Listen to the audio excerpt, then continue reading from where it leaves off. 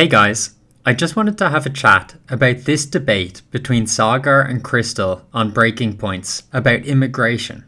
Sagar at times can seem sort of meek. For whatever reason, he's reluctant to push back on Krystal. But in this debate, he did quite well, in my opinion. It's already extremely difficult to be granted asylum. The bar is already extremely high.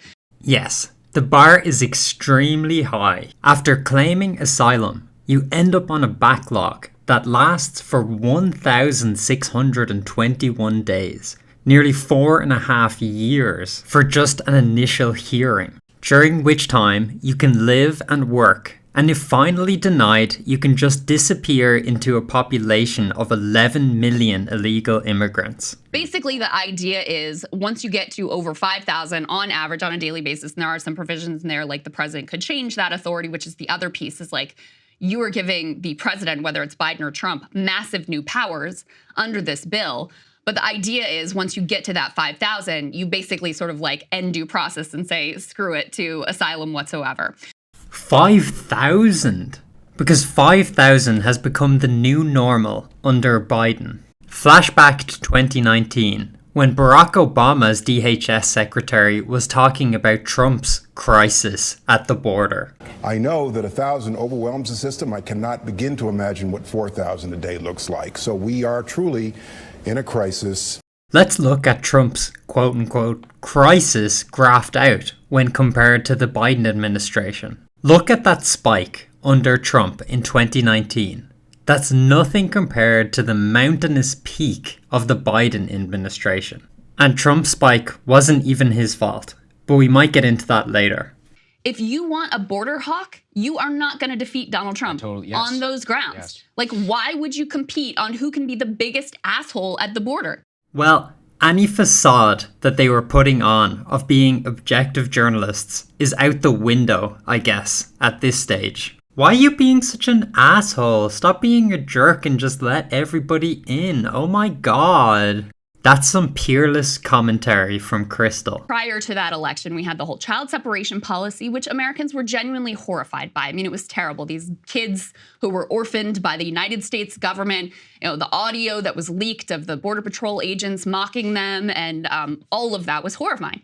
Yes, some Americans were horrified by that narrative that was spun by the media. To understand this, you need to understand the floor's loophole. Judge Dolly Gee called on the government to release children without unnecessary delay after just 20 days. Knowing about this loophole, immigrants flooded the border, knowing that they'd be released if they had a child. Trump asked Congress to close security loopholes so that immigrant children could be safely returned home. He warned that without more money to increase HSS bed space, the system was going to collapse.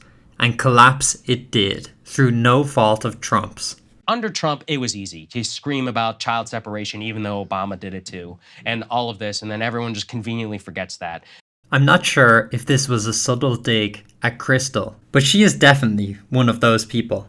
That they're trying to use past frameworks for the current problem where you have 6 to 8 million people that cross, under the Biden administration. It just seems to have collapsed within its own logic. Well, I mean, the collapse is a long time coming and predates Joe Biden. Yeah, I would like some evidence for that statement. Nothing to do with Biden, guys. Just ignore reality, ignore the numbers. It was just all a coincidence. Typical left-winger. Implement your policies and then just deny any responsibility once they turn to shit. Because if people want an immigration asshole, then they're going to vote for the most, for the right-wing party. That's right, guys. If you don't want an immigration crisis, you're just an asshole. All these people who are leaving New York, going to Texas, going to Florida, and that's seen as like that internal migration is seen as like, I think justifiably so, terrible for New York. And terrible for California, and fantastic for Texas, and fantastic for Florida. But suddenly when it's people who are coming from outside the country, even though they're also just human beings, suddenly when they're coming from out of the country, when they come to New York, it's like, oh my God, this is terrible for New York. So how is it that people leaving is bad, but also people coming is bad? I think Krystal has stumped us with this really intelligent point. What's the difference between an illegal and a legal immigrant? Oh yeah, It's that one's illegal, you fucking idiot. It's a philosophical difference, Krystal, which is that the first part of people are lawful permanent residents and they're American citizens. And the people who are coming here are not. And in most But cases, they could be. Maybe, but they don't pay taxes. If they're allowed Most of them don't speak English. But that they don't would have be any skills, but that would be an argument for a pathway to citizenship, to legalizing them, bringing them out of the shadows. No, it would not actually. There is a process for legal immigration. If you don't follow it, you shouldn't be rewarded. Because the problem, and this is one of the arguments about like, oh, it depresses the wages. What depresses wages is when you have people who are not legalized, who are in the shadows, who are being paid under the table, oftentimes like less than minimum wage and not having to abide by labor regulations. What you're making is an argument for legalizing immigrants, for allowing in more legal immigrants versus having this massive shadow economy. I actually don't support legalizing immigrants, and I don't support pathway to citizenship for the vast majority of people here. And I'll tell you why, which is that as fundamentally is a fairness issue. People like my parents spent years and tens of thousands of dollars on lawyers trying to get visas. They had PhDs and master's degrees. It's not that easy for people to get a visa to this country. You can ask anybody who's like me. I think it's bullshit, frankly, that you can just cross the border, just say, I fear for my life because El Salvador sucks, and you get to stay here, and you get to work for 5-10 years, liably never leave. Damn, Sagar just nailing it, laying down some truth for poor little Krystal. Family-oriented people, etc. Absolutely. And more law-abiding, by the way, are immigrants. Depends on the type, but yes. Nope, not true.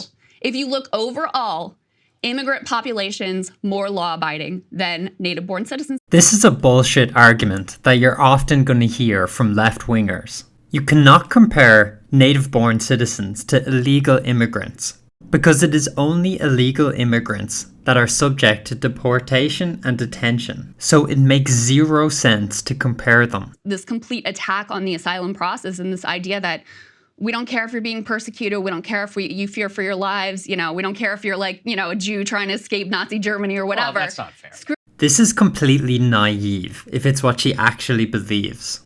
If all these immigrants were genuinely asylum seekers, wouldn't they stop in the first safe country? Why do they have to go to the richest country, the United States? It is. If you're ending the asylum process, it is. These people are not fleeing Holocaust. Yeah, but okay? no, but some people no. They're fleeing gang violence. Yeah, by the way, but hold on. Okay. But if you end the asylum process, you are telling people who would potentially be fleeing a Holocaust, like, we don't care. That's too bad. We're full. What we could say is if there's a future Holocaust, then sure, on a case-by-case basis, we can evaluate what's going to happen. You do have to feel Sagar's pain, just being an adult and using common sense, while Krystal is emotional, crying about the Nazis. Okay, El Salvador. Let's currently look. Everyone likes to talk about root causes. Well, what just happened? We just had a mass election of a right-wing authoritarian president who threw all the criminals in jail and dramatically lowered their murder rate. That proves they are adults with agency. They can elect leaders who want to deal with their problems and deal with their own problems and stay where they are. El Salvador's problems are El Salvador's. Venezuela's problems are Venezuela's. Has it been exacerbated by U.S. sanctions? Sure. But at the end of the day, it's not our problem. It's not our fault that if your country sucks, it's your responsibility to fix it. Damn, Sagar's just laying down the facts. Look at us here in Europe. We tried to solve root causes by throwing money at other countries and taking in millions of immigrants. It didn't solve their problems, and it created new problems for us. The small percentage of immigrants that you can take in are a drop in the ocean.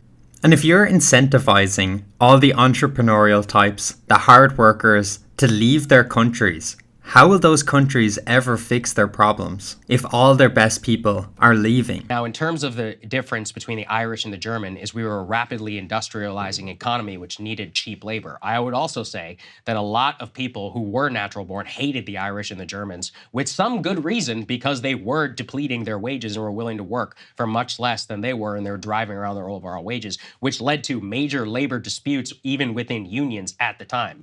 100% correct. As an Irishman, I can confirm my ancestors probably did that. And then in turn, in places like Omaha, Nebraska, black people were brought in as strike breakers mostly competing with Irish Catholics. Today, we are not a rapidly industrializing economy or a rapidly deindustrializing economy. We don't need a lot of cheap labor. The predominant amount of cheap labor that does come here and ends up work in places like home healthcare space. They end up depressing wages in places like construction and others. And we have a housing supply issue. I mean, like, where are these people going to live?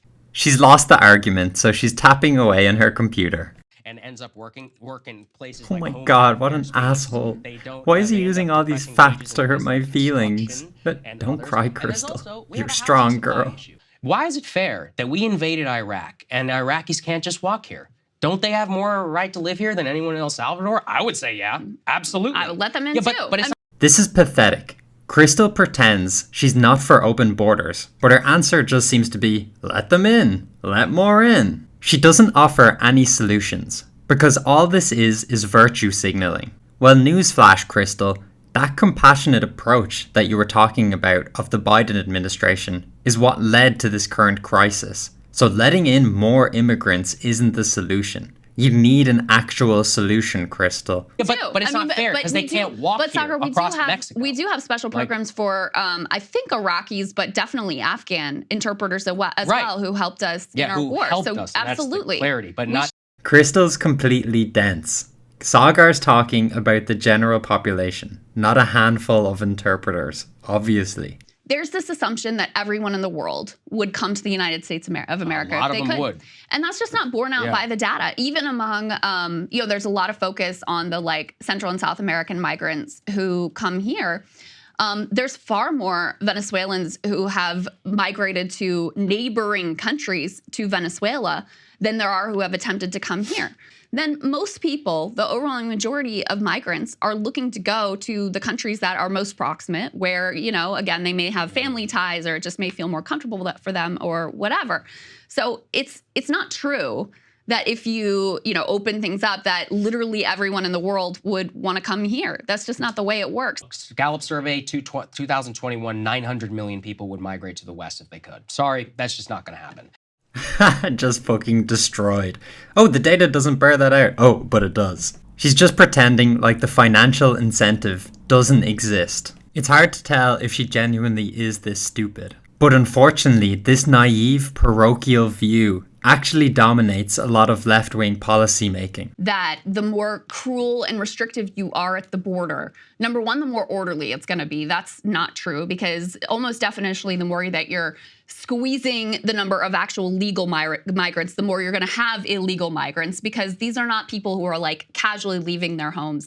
After Trump instituted the child separation policy, with these dramatically cruel images, I mean, some of the most cruel imagery you could possibly imagine coming out, the number of migrants actually went up. There has been no evidence that the more you crack down at the border, that it actually serves as a deterrent effect and people don't come. That simply has not worked out in history. So even if your goal is let's keep people away, the restrictionist direction isn't effective for that. The counter to that is that the reason they started coming back is because Trump caved and he actually went away from family separation. And he basically reverted back to the original policy. Look how angry she is. Sagar, you know you're getting a pay cut if you keep humiliating me like this. As always with the left-wing narratives, Krystal wants you to deny reality. You have to ignore the headlines, the records being broken, and charts like this one. Because yes, restrictionist policies do work. What's especially clear is the compassionate approach that Biden and people like you are advocating for definitely does not. Because what you have to understand is that these immigrants are spending a lot of money to get smuggled across the border. If they'll be denied entry, they've wasted a lot of money.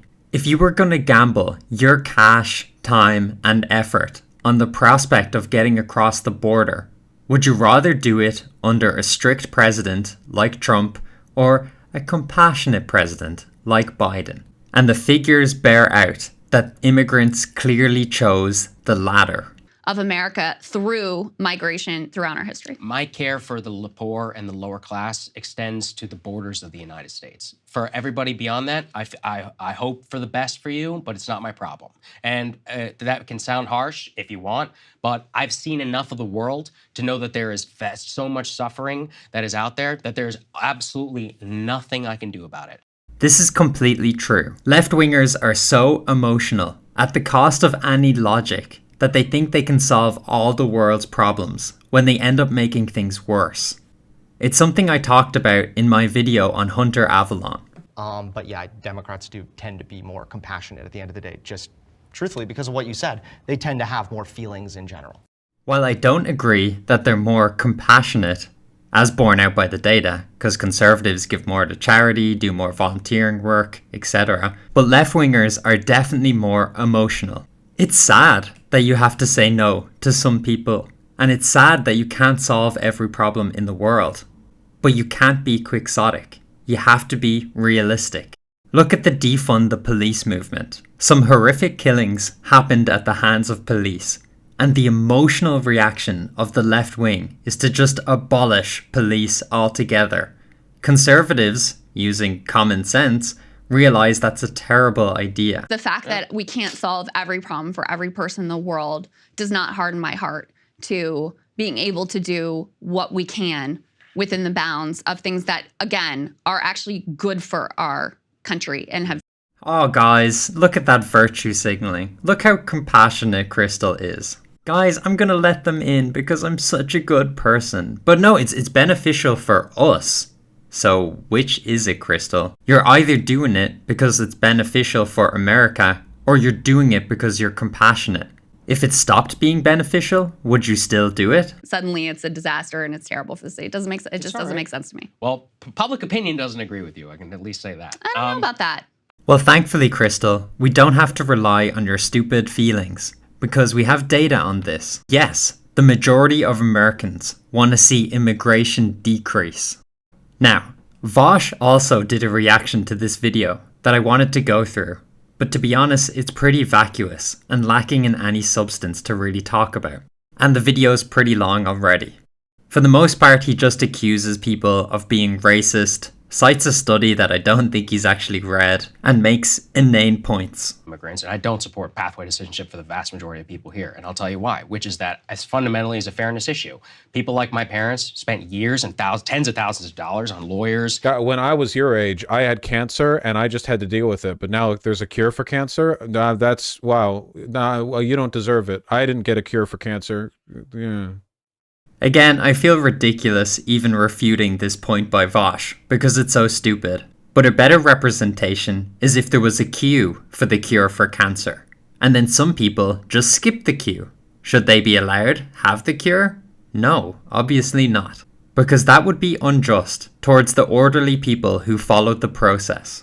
And by letting them have the cure after skipping the queue, you'd be incentivizing more people to do the same, leading to chaos.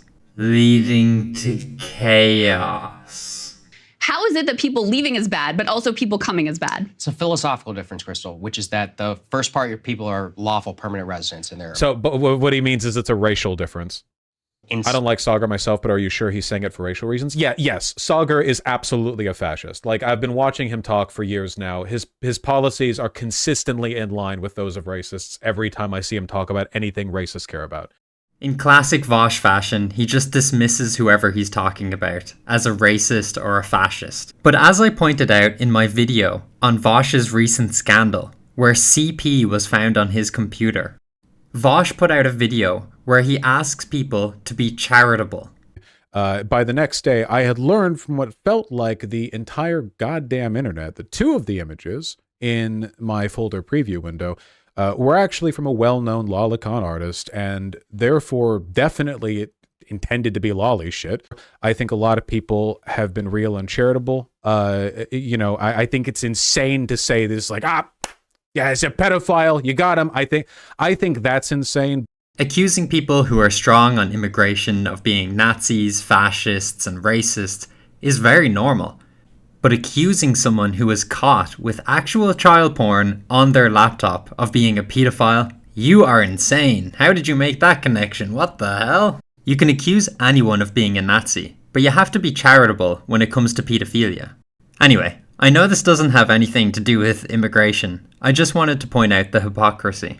And as I said before, I'm not accusing him of being a pedophile. I'm willing to be charitable. I just wish he'd do the same and stop being a hypocrite.